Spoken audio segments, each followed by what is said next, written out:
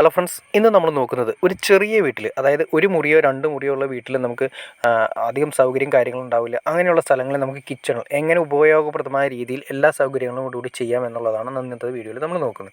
നിങ്ങൾ നോക്കുമ്പോൾ തന്നെ അറിയാൻ പറ്റും, അത്യാവശ്യം ചെറിയൊരു കിച്ചണിൻ്റെ ഏരിയ ആണ്. കിച്ചണിൻ്റെ ഏരിയയിൽ തന്നെ നമ്മൾ ഫ്രിഡ്ജിനുള്ള ഒരു ഓപ്ഷൻ ചെയ്തിട്ടുണ്ട്. അതുപോലെ തന്നെ വാഷിംഗ് മെഷീൻ്റെ ഓപ്ഷനും നമ്മൾ ഈ കിച്ചണിൽ തന്നെയാണ് ചെയ്തിരിക്കുന്നത്.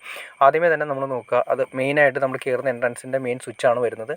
മെയിൻ സ്വിച്ച് ബോർഡ് വരുന്നത്, അതിൻ്റെ അകത്ത് ഫാൻ വരുന്നുണ്ട്, റെഗുലേറ്റർ കാര്യങ്ങളൊക്കെ കൊടുത്തിട്ടുണ്ട്. അതുപോലെ തന്നെ ഒരു പവർ പ്ലഗ് കൊടുത്തിട്ടുണ്ട്. പിന്നെ ഒരു ട്യൂബിൻ്റെ ലൈറ്റിൻ്റെയൊക്കെ സ്വിച്ച് കൂടി കൊടുത്തിട്ടുണ്ട്. തൊട്ടപ്പുറത്ത് നമ്മൾ കൊടുക്കാൻ ഉദ്ദേശിക്കുന്നത് വാഷിംഗ് മെഷീന് വേണ്ടിയിട്ടുള്ള പ്ലഗ്ഗാണ് നമ്മളവിടെ കൊടുക്കാൻ ഉദ്ദേശിക്കുന്നത്. പവർ പ്ലഗ് നമ്മൾ കൊടുക്കുന്നത് വാഷിംഗ് മെഷീൻ, കാരണം വേറെ സൗകര്യം കാര്യങ്ങളൊന്നും വീടിൻ്റെ അകത്ത് ഇല്ലാത്തതുകൊണ്ട് വാഷിംഗ് മെഷീൻ നമുക്ക് കിച്ചണിലാണ് ചെയ്യാൻ പറ്റുന്നത്. അപ്പോൾ അതിൻ്റെ വേസ്റ്റ് ലൈൻ നമ്മൾ കൊടുത്തിരിക്കുന്നത് നേരെ ബാത്റൂമിലേക്കാണ് വേസ്റ്റ് ലൈൻ കൊടുത്തിരിക്കുന്നത്. പിന്നെ നമ്മൾ ഈ ഏരിയയിൽ ഫ്രിഡ്ജിൻ്റെ ഓപ്ഷൻ നമ്മൾ ഈ ഏരിയയിലാണ് ചെയ്യുന്നത്. ഫ്രിഡ്ജ് ഒതുങ്ങി ഒരു സൈഡിലേക്ക് ഇടാൻ മാത്രമേ നമുക്ക് അധികം സൗകര്യം കാര്യങ്ങളില്ലാത്തതുകൊണ്ട് നമുക്ക് അങ്ങനെ ചെയ്യാനേ സാധിക്കുന്നുള്ളൂ. അതും നല്ല രീതിയിൽ തന്നെ നീറ്റായിട്ടാണ് ഇരിക്കുന്നത്. പിന്നെ വരുന്നതെന്ന് വെച്ചിട്ടുണ്ടെങ്കിൽ നമ്മുടെ മെയിൻ സ്ലാബ്, അതായത് മെയിൻ സ്ലാബുകളിൽ വരുന്ന കിച്ചണിൻ്റെ അത്യാവശ്യം പെരുമാറാൻ വരുന്ന ഏരിയകളിലാണ് നമുക്ക് കിച്ചണിൻ്റെ സ്ലാബിൽ വരുന്ന സ്വിച്ച് ബോർഡും കാര്യങ്ങളൊക്കെ നമുക്കൊന്ന് ചെക്ക് ചെയ്യാം.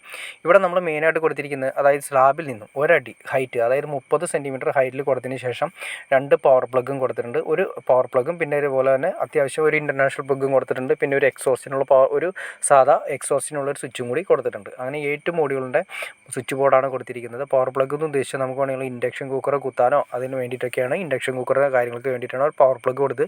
പിന്നെ മിക്സിങ് കാര്യങ്ങൾക്ക് വേണ്ടി ഒരു നോർമൽ പ്ലഗ് കൂടി കൊടുത്തിട്ടുണ്ട്. പിന്നെ നമ്മുടെ സിങ്കിൻ്റെ ഏരിയ ആണ് ഇവിടെ വരുന്നത്. അത് നമ്മൾ കൊടുത്തിരിക്കുന്നത് വെച്ചിട്ടുണ്ടെങ്കിൽ അഡ്ജസ്റ്റബിൾ രീതിയിൽ ചെയ്യാൻ പറ്റുന്ന ടാപ്പ് കാര്യങ്ങളാണ് കൊടുത്തിരിക്കുന്നത്.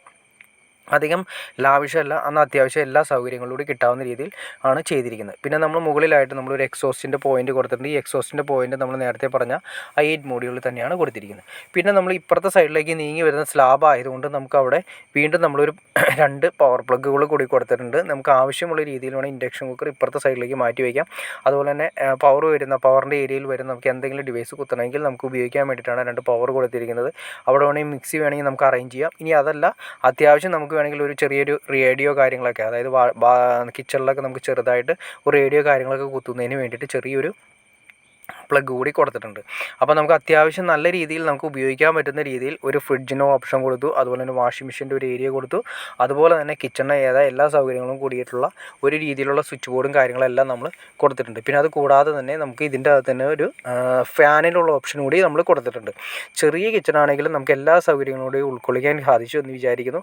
ഓക്കെ ഫ്രണ്ട്സ്, നിങ്ങൾക്ക് ഈ വീഡിയോ ഉപകാരപ്പെട്ടു എന്ന് വിചാരിക്കുന്നു. ഇനി എന്തെങ്കിലും ഡൗട്ട്സോ കാര്യങ്ങളോ ഉണ്ടെങ്കിൽ തീർച്ചയായിട്ടും കമൻറ്റ് ചെയ്യാനും മടിക്കരുത്. അതുപോലെ ഷെയർ ചെയ്യാനും മടിക്കരുത്. സബ്സ്ക്രൈബ് ചെയ്യാനും മടിക്കരുത്. ഓക്കെ ഫ്രണ്ട്സ്, അടുത്ത വീഡിയോയിൽ കാണുന്നവരെ ഓക്കെ.